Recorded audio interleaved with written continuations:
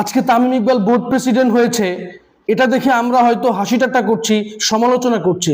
But এই তামিম ইকবাল 2020 থেকে 2023 পর্যন্ত বাংলাদেশ ওডিআই দলকে বিশ্বকাপের জন্য বেশ ভালোভাবে প্রস্তুত করেছিলেন।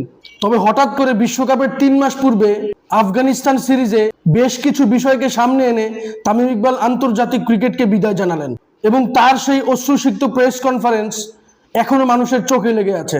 কারণ হিসাবে এর পিছনে যারা ছিলেন, তৎকালীন board president Nazmul Hasan Papon, head coach Hathurusingha এবং সাকিব আল হাসান, তাদের মাত্রাতিরিক্ত বাড়াবাড়ির কারণে বাধ্য হয়ে তামিম ইকবাল আন্তর্জাতিক ক্রিকেটকে বিদায় বলেছিলেন।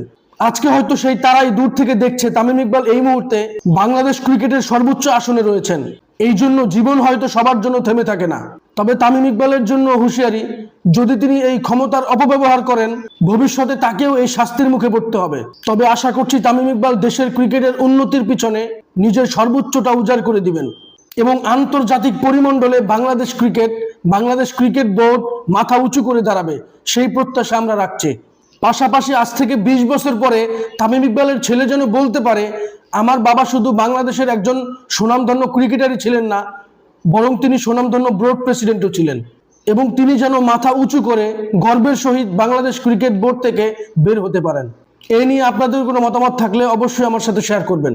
ভিডিওটি ভালো লাগলে লাইক, কমেন্ট, শেয়ার, সাবস্ক্রাইব করবেন। ধন্যবাদ।